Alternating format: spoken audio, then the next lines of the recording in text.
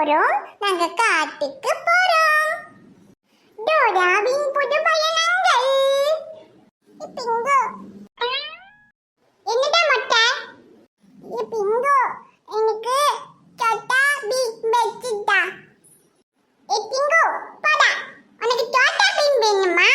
எனக்கு டோரா புஜ்ஜி தான் பிடிக்கும். சோட்டா பீம் வையே. வைக்காதனே, நீ என்ன பண்ணுவ? அம்மாட்ட சொல்லுவேன். போய் சொல்லிக்கோ. டடடடடா. டோராவின் புது பயணங்கள். அம்மா.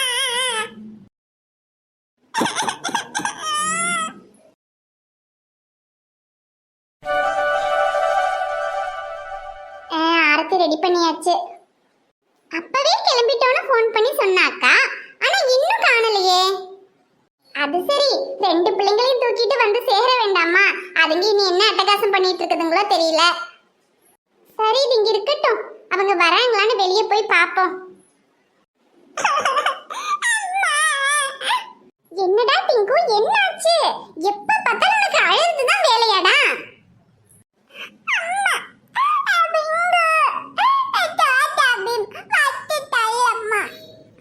ஐயோ கடவுளே, உங்க 2 பேரையும் வச்சுக்கிட்டு நான் படுற பாடு இருக்கே. சரி சரி நட, அம்மா உனக்கு சோட்டா பீம் வச்சு தரேன், வா. இந்த பிங்குவ தம்பின்னு என்னைக்காவது ஒரு நாள் கொஞ்சம் அவனுக்கு ஏதாவது விட்டு கொடுக்கறாளா?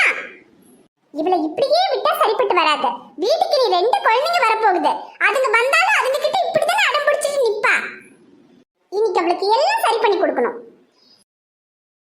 குள்ளநரி குள்ளநரி, அது மோசமான குள்ளநரி. ஏ பிங்கு. மம்மி. ஏ பிங்கு, பிங்குவுக்கு சோட்டா பீம் வைக்க மாட்டேன்னு சொன்னியா?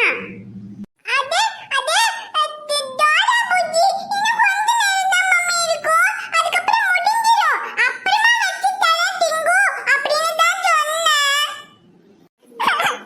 இல்லம்மா, பிங்கு வச்சு தரவே மாட்டா. நல்லதா சொன்னேன். ஐயோ, மொட்டை நம்ம சொன்னதை அப்படியே ஒப்பிக்கிறானே. அம்மா நம்மள மொட்டை எடுத்துருமே. ஏ பிங்கு, சரி இவ்ளோ நேரம் நீ டோரா புஜ்ஜி பார்த்தல்ல, இப்போ அவனுக்கு சோட்டா பீம் வெச்சு கொடு. மம்மி, இன்னும் கொஞ்ச நேரத்துல டோரா புஜ்ஜி முடிஞ்சிடும். அப்புறமா வெச்சு கொடுக்குறேன் mummy. Please mummy, please please.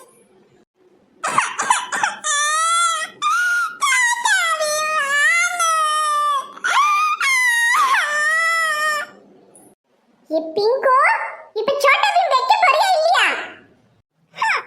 வைக்கிறேன்.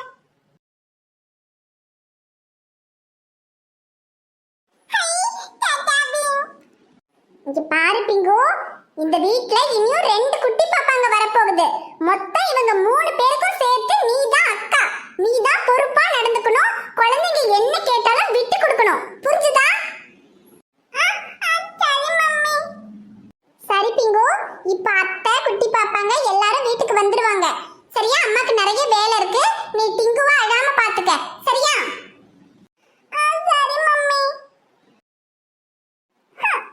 மம்மி இப்படி சொல்லிட்டு போறாங்க. பிங்குவும் குட்டி பாப்பா தானே. பிங்கு மேல யாருக்கும் பாசம் இல்ல. டட்டா பீம், டட்டா பீம், டட்டா பீம்.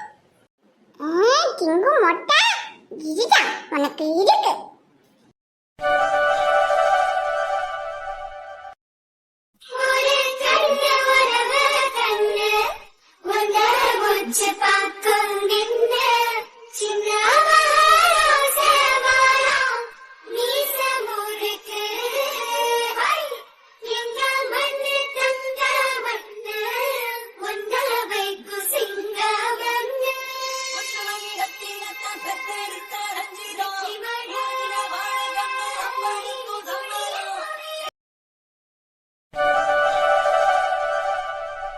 என்னடா செல்ல குட்டிங்களா, பாட்டி வீட்டுல வந்து செட்டில் ஆயிட்டீங்களாடா?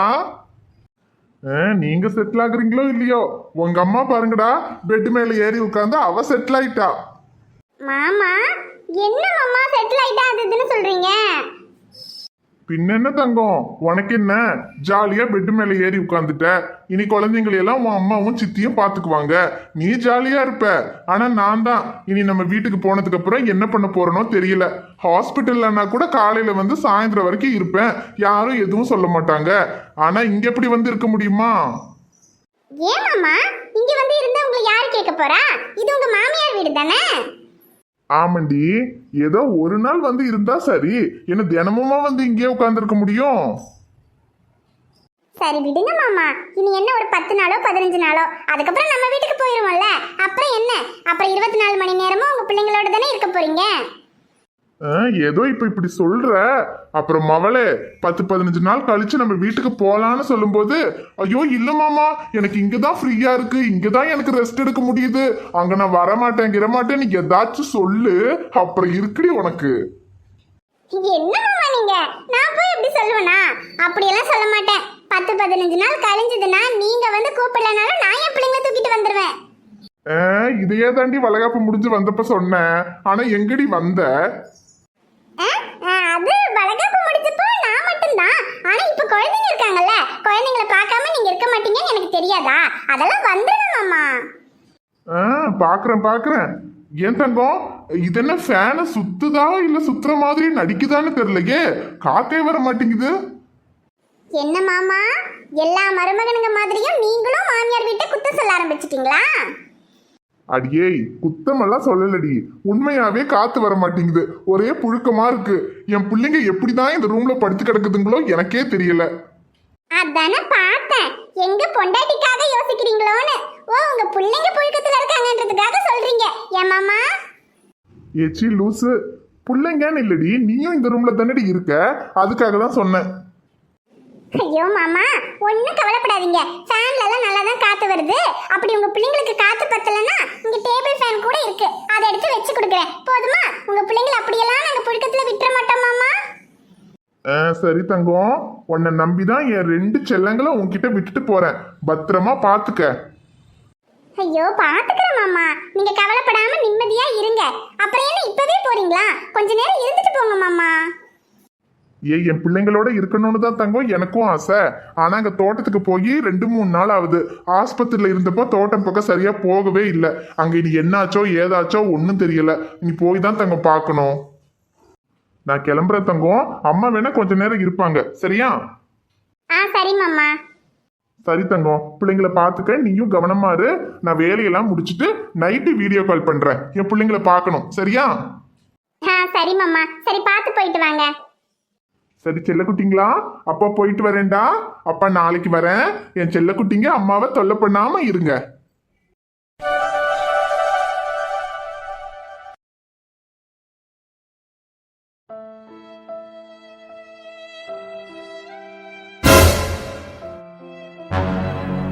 கையில இவன் என்ன இங்க படுத்து தூங்கிட்டு இருக்கா?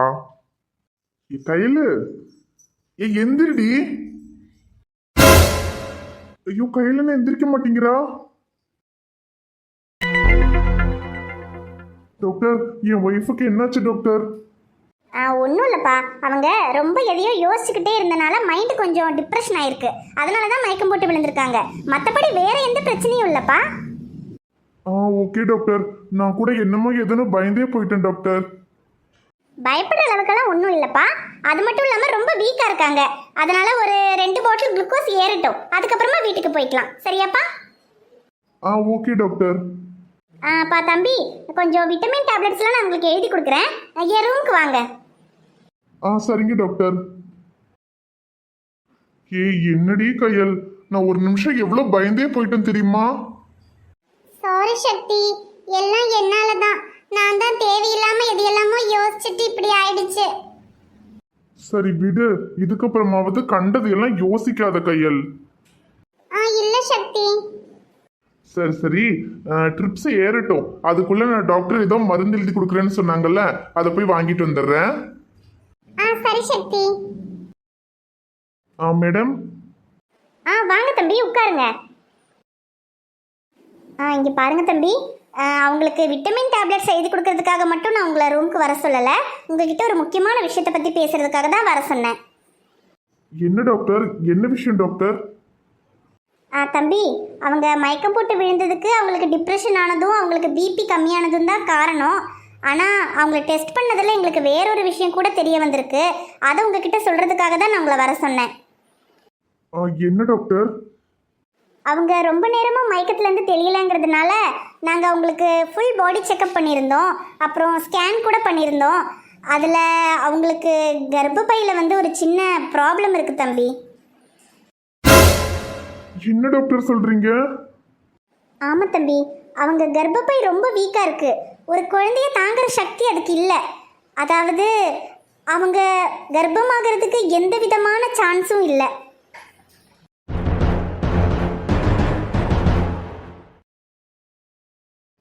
என்ன டாக்டர் இப்படி ஒரு குண்டு தூக்கி போடுறீங்க? ஆமாம் தம்பி, இப்போ நாங்கள் இதை பற்றி உங்ககிட்ட சொல்லணுங்கிற அவசியம் இல்லை. இப்போ இது சாதாரண பிபி ப்ராப்ளம் தான் சொல்லி உங்களுக்கு டேப்லெட் கொடுத்து நாங்கள் அனுப்பி வச்சுருந்துருக்கலாம். ஆனால் நிச்சயமாக இது ஒரு நாள் உங்களுக்கு தெரியாமல் இருக்காது. நீங்கள் தேவையில்லாமல் குழந்தைக்காக முயற்சி பண்ணி அப்புறம் ரொம்ப கஷ்டப்பட்டு இந்த விஷயத்தை தெரிஞ்சுக்கிறத விட முன்கூட்டியே இதை உங்ககிட்ட சொல்லலாம் அப்படின்னு தான் நாங்கள் இதை சொல்கிறோம். அது மட்டும் இல்லாமல் அவங்க மனசளவில் ரொம்ப வீக்காக இருக்காங்க. அவங்க மைண்டு இந்த அளவுக்கு ஒரு டிப்ரெஷன் ஆகிறதுக்கு என்ன காரணம்னு உங்களுக்கு தெரியுமா? அது வந்து டாக்டர், நாங்கள் முதல்ல ஊரில் இருந்தோம். எங்கள் குடும்பம் ஒரு கூட்டு குடும்பம். 4 அண்ணன் தம்பிங்க, அண்ணி, குழந்தைங்கன்னு சொல்லி வீடு ரொம்ப கலகலப்பாக இருக்கும். அந்த ஒரு சூழ்நிலையிலேயே அவள் இருந்துட்டு இப்போ நாங்கள் வேலைக்காக இங்கே சென்னை வந்ததும் நாங்கள் 2 பேரும் மட்டும் தனியாக தான் இருக்கோம். அதனாலேயே அவளுக்கு மைண்டு ரொம்ப அப்செட்டாக இருந்தா. நான் சரி கொஞ்ச நாள் அவள் சரியாயிடுவான்னு நினச்சேன். ஆனால் மற்றபடி வேற எந்த பிரச்சனையும் இல்லை டாக்டர். ஓகே, அப்படின்னா வந்து அவங்க மனசளவில் இந்த அளவுக்கு டிப்ரெஷன் ஆகிறதுக்கு காரணம் அவங்க இங்கே தனிமையாக இருக்கிறது தான். ஓகே, நீங்கள் ஒன்று பண்ணுங்கள். இந்த விஷயத்த வந்து நீங்கள் இப்போ அவங்கக்கிட்ட சொன்னீங்கன்னா அதை தாங்கிக்கிற சக்தி அவங்களுக்கு கிடையாது. அதனால் முதல்ல நீங்கள் ஊருக்கெல்லாம் போய் அவங்க குடும்பத்தோடு அவங்கள ஒன்றா இருக்க வைங்க. அப்போ தான் அவங்களுக்கு முதல்ல மனசளவில் ஒரு தைரியம் வரும். அதுக்கப்புறமா இந்த விஷயத்த நீங்கள் அவங்கக்கிட்ட பொறுமையாக எடுத்து சொல்லுங்கள். நான் ஏன் இதை நீங்கள் உடனே அவங்கக்கிட்ட சொல்லணும்னு சொல்கிறேன்னா, ஒரு குழந்தையோட ஏக்கங்கிறது நாளாக நாளாக அதிகரிச்சுட்டு தான் போகும். இந்த மாதம் நாம் கர்ப்பமாயிடுவோம், அடுத்த மாதம் கர்ப்பமாயிடுவோம்னு காத்திருந்து அதுக்கப்புறமா நம்ம கர்ப்பமே ஆக மாட்டோங்கிற விஷயம் தெரிய வரும்போது அதை அவங்களால தாங்கிக்கவே முடியாது. அதுக்கு முன்னாடியே இந்த விஷயத்தை நீங்கள் அவங்கக்கிட்ட சொல்லிட்டீங்கன்னா அவங்க அதை கொஞ்சம் கொஞ்சமாக ஏற்றுக்கிறதுக்கு முயற்சி பண்ணுவாங்க.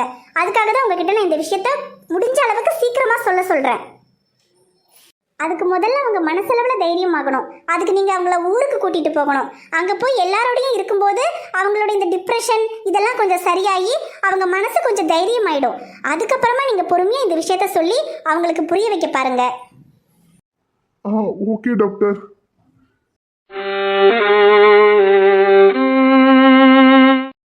வணக்கம் நண்பர்களே, எல்லாரும் எப்படி இருக்கீங்க? நிச்சயமா நலமா இருப்பீங்கன்னு நம்புறோம். இந்த வீடியோ உங்களுக்கு பிடிச்சிருந்தா மறக்காம வீடியோவுக்கு ஒரு லைக் போடுங்க. வீடியோ எப்படி இருந்துச்சுன்னு மறக்காம கமெண்ட்ல சொல்லுங்க. வீடியோவை உங்க ஃப்ரெண்ட்ஸுக்கும் ஃபேமிலிக்கும் ஷேர் பண்ணுங்க. சேனலை இன்னும் நீங்க சப்ஸ்கிரைப் பண்ணலைன்னா மறக்காம சப்ஸ்கிரைப் பண்ணிக்கங்க. நாளைக்கு ஒரு சூப்பரான வீடியோல நாங்க உங்களை பார்க்க வரோம். Bye friends.